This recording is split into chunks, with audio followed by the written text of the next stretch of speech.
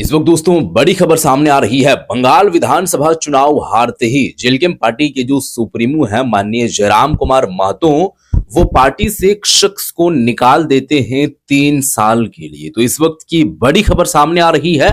आप लोग इस वीडियो में बने रहे। मामला क्या था, कौन वो शख्स था, क्या गलती हुई थी जिसके बिना पर 3 सालों के लिए पार्टी से निलंबित कर दिया गया है, निकाल दिया गया है। कई ऐसे एलिगेशन जो है वो लगाई जा रही है और कई ऐसे बातें भी, खबरें भी सामने आ रही है। तो इस वीडियो को आप आखिर तक देखते रहें, क्योंकि यहाँ पर वो जानकारियां मैं आप लोगों के सामने प्रोवाइड कराने वाले हूँ और आप लोगों को मैं बताने वाला हूँ। लेकिन मोटा मोटी तौर पर मैं आप लोगों को ये पहले जानकारी दे देते हैं, फिर मैं आप लोगों के समक्ष वो लेटर पैड रखूंगा और खबर पूरी तरीके से डिस्क्राइब करूंगा और बताऊंगा। पहले मैं आपको बता देता हूं कि कल 4 मई था और कल बंगाल विधानसभा का रिजल्ट आना था। जो चुनाव हुआ था वो रिजल्ट आना था और परिणाम ये है कि 3 बार से 15 साल से जो लगातार ममता बनर्जी की वहां पर गवर्नमेंट रही है वो अब हार चुकी है और अब वहां पर भारतीय जनता पार्टी बीजेपी वहां पर जीत चुकी है। 2 सीटों पर चुनाव लड़ रही थी, 200 से प्लस सीट बीजेपी लाई है और 100 के गालिबन करीब में था टीएमसी। तो डबल आंकड़ों से ये जीत हासिल किए हैं। 2 सीटों पर चुनाव लड़ रहे थे जेएलकेम पार्टी, एक बाघमुंडी और एक जयपुर विधानसभा। लोगों की निगाहें ज्यादातर जयपुर विधानसभा में टिकी हुई थी। देखा यह गया कि दिव्य ज्योति सिंह जो जयपुर के कैंडिडेट जेएलकेम के सिंबल से लड़ रहे थे, वो मात्र 9000 वोट लाए और बाघमुंडी में जो मनोज कुमार थे वो लगभग 17 या 1800 वोट लाए। तो ये खबर थी, हार चुके हैं चुनाव। लेकिन इसके बाद जो खबरें हैं मैं आप लोगों के सामने रखूंगा। लेकिन विशेष तौर पर अभी जो बात है, लेटर पैड आप लोगों के सामने आप यहां पर देख सकते हैं कि क्या कुछ खबर है। यह पत्र जो है श्री संजय कुमार महतो को संबोधित जो है वो करते हुए कहा गया है, जो पार्टी के केंद्रीय सचिव रहे हैं, अभी वो नहीं है। इसमें लिखा यह गया है कि आपने खुद ये बात मानी है कि आपने एक निजी कंपनी के साथ मिलकर बिचौलिया यानी कि दलाली का काम किया है। यह काम पार्टी के नियमों, सिद्धांतों और आचार संहिता के खिलाफ है। इससे पार्टी की छवि, जो है वो पारदर्शिता और लोगों का भरोसा भी खराब होता है। एक जिम्मेदार पद पर होने के बावजूद आपने नैतिकता और अनुशासन का उल्लंघन किया है।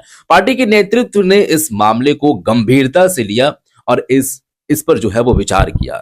इन्हीं सब बातों को ध्यान में रखते हुए पार्टी के नियमों के अनुसार यह फैसला लिया गया है कि आपको तुरंत प्रभाव से पार्टी के सभी पदों और जो है वो प्राथमिकता सदस्यता से 3 साल के लिए निकाला जाता है और निकाल दिया जाता है फौरी तौर पर अभी। साथ ही ये भी साफ कर दिया गया है कि भविष्य में आप पार्टी के नाम, झंडा, चिन्ह या किसी भी गतिविधि से पूरी तरह दूर रहेंगे। इसका सहारा आप नहीं ले सकते हैं।